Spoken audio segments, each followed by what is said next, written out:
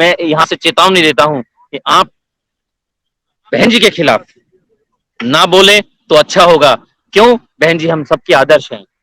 मैं यहां से इसको जवाब दे रहा हूं कि चंद्रशेखर भाई, बाजार में हर साल मूंगफली की पैदावार होती है, फसल आती है, बहुत सारे ढेर लग जाते हैं, तो बादाम की वैल्यू या बादाम का वर्चस्व खत्म नहीं होता है।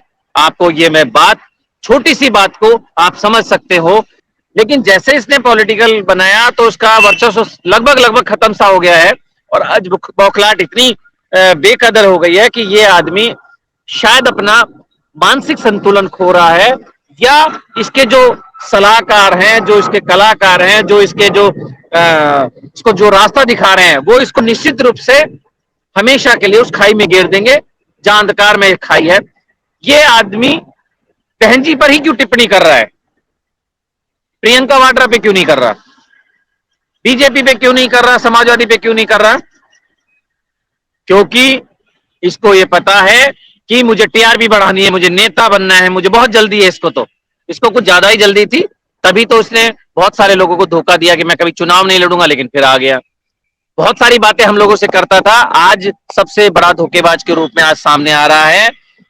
मैं यहां से इसको जवाब दे रहा हूं कि चंद्रशेखर भाई, बाजार में हर साल मूंगफली की पैदावार होती है, फसल आती है, बहुत सारे ढेर लग जाते हैं, तो बादाम की वैल्यू या बादाम का वर्चस्व खत्म नहीं होता है। आपको ये मैं बात, छोटी सी बात को आप समझ सकते हो। पूरा समाज ये देख ले कि सोनिया गांधी, राहुल गांधी, मोदी जी, आदित्यनाथ जी, नेताजी, अखिलेश जी, सारे लोग विरोधी पार्टियों के हैं, लेकिन कभी भी बहन जी के ऊपर इस तरह की बिगड़े बोल नहीं बोले हैं। उन्होंने अपमानजनक शब्द नहीं यूज किए हैं। उन्होंने हमेशा बहन जी को, बसपा को सम्मान दिया है, राष्ट्रीय पार्टी है। और मैं यहां से कह दूं चंद्रशेखर भाई, आपको सोच समझकर बोलना चाहिए। जब इतने बड़े नेता सोनिया गांधी, राहुल गांधी, प्रियंका गांधी, अखिलेश यादव, मुलायम सिंह जी, हमारे मोदी जी, इधर को अमित शाह जी, योगी जी, बहुत सारे जो नेता हैं, चाहे साउथ में चले जाइए, चाहे ममता बनर्जी को देख लीजिए, है ना, ये सारे जो नेता हैं, इन लोगों ने कभी भी बहन जी के ऊपर व्यक्तिगत इस तरह की टिप्पणी नहीं करी। आपको खुद को सोचना चाहिए कि हम किस भाषा का यूज कर रहे हैं। तो चंद्रशेखर भाई, आपको ये नहीं करना चाहिए, बल्कि आपको आपको अब ये करना चाहिए कि समाज ना टूटे। आपको इस चुनाव में समय रहते आपको समर्थन कर देना चाहिए कि बहुजन समाज पार्टी हमारी पार्टी है और यही हमें सीएम और पीएम दे सकती है। तो हम इसके साथ हैं। आपका वजूद भी बचेगा, आपका सम्मान भी बचेगा, और आप आगे आने वाले भावी समय में बहुत बड़े सामाजिक नेता के साथ राजनीतिक नेता भी बन सकते हैं। कि बहुजन समाज पार्टी वो है जिसने आपको जय भीम कहना सिखाया, जिसने इन शोषितों को इनको आवाज दी, बोलना सिखाया, हक अधिकार को मांगना सिखाया।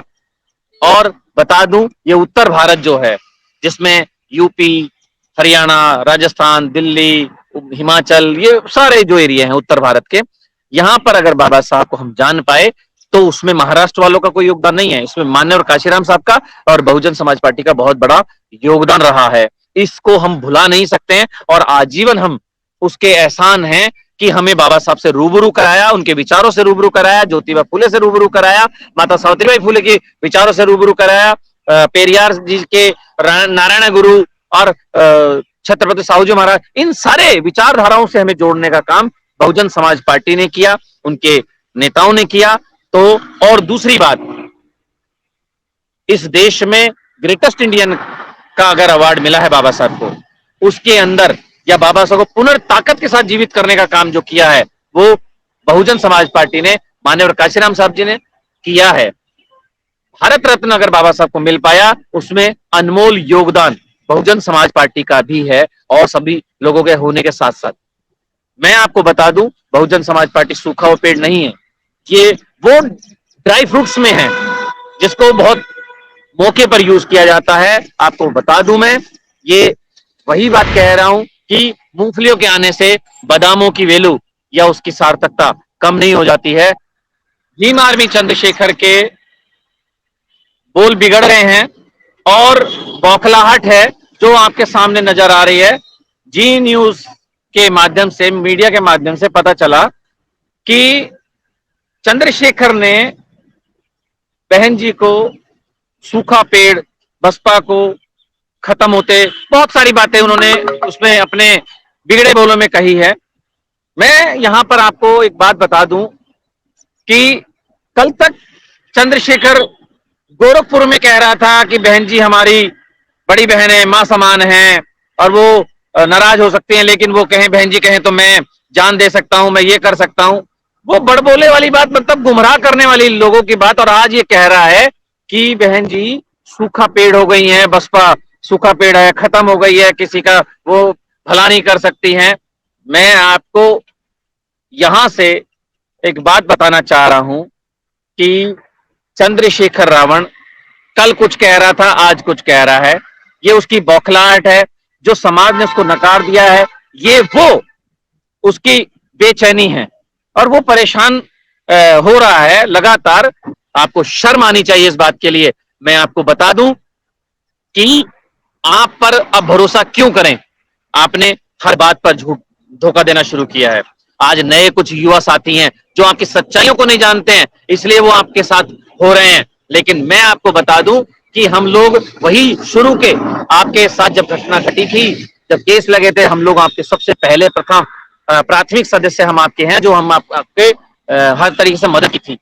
लेकिन मैं आपको यहां बताऊं कि आप प्रियंका वाड्रा को नहीं कहेंगे और किसी दूसरी पार्टी के लिए नहीं कहेंगे, लेकिन एक अकेली बहुजन समाज पार्टी के लिए जब कहते हैं तो हमें बड़ी शर्म महसूस होती है तुम्हारे ऊपर कि तुम किस तरह के गिरे हुए इंसान बन रहे हो, किस तरह से गिरी हुई घटिया राजनीति कर रहे हो। बहन जी ने कहा था सहारनपुर की जब रैली वहां जाकर आई थी, पीड़ित परिवार से मिल कर आई थी, उसके बाद बहन जी ने कई वीडियो में कहा कि अगर काम करना है तो आओ मैं झंडे के नीचे काम करिए।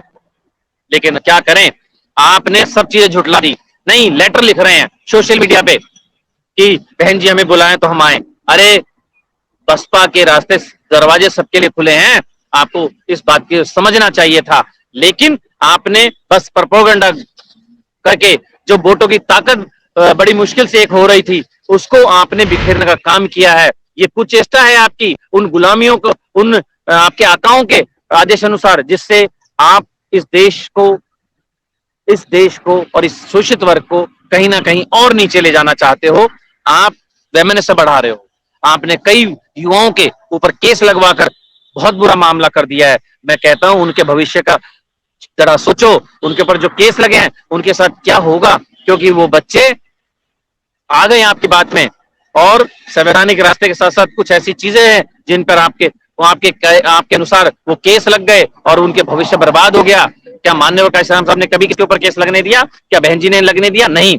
लेकिन वो सत्ता में रहे, सत्ता में आए और सबसे ज्यादा काम उन्होंने शोषित वर्ग के लिए किया है। अगर आपको यकीन नहीं आता है तो जाके यूपी में जगह जगह जाके पूछ लीजिए। आप वे कर रहे हैं।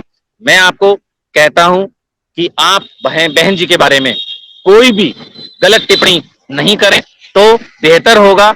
मैं आपका, आपके कार्यकर्ताओं का या हमारे जितने लोग हैं, हम सबका सम्मान तो करते हैं, लेकिन हमें यह पता है कि हमारा सीएम बहुजन समाज पार्टी से बन सकता है और अगर आगे आने वाले भविष्य में पीएम भी बन सकता है तो बहुजन समाज पार्टी से बन सकता है। हमें 2024 में बहुजन समाज पार्टी का पीएम बनाने की उस तैयारी में हम लोग अपने आप को लगा रहे हैं। हम आपसे निवेदन करते हैं कि आप थोड़ा भाषा को संयम रखें, अपने आकाओं के इशारे पे गलत टिप्पणियां ना करें, और अगर अभी भी आपको समय है, अभी भी अगर आप आना चाहते हैं तो हम कहते हैं खुले में समर्थन कर दीजिए कि हाँ, बहुजन समाज पार्टी का हम खुल के समर्थन करते हैं।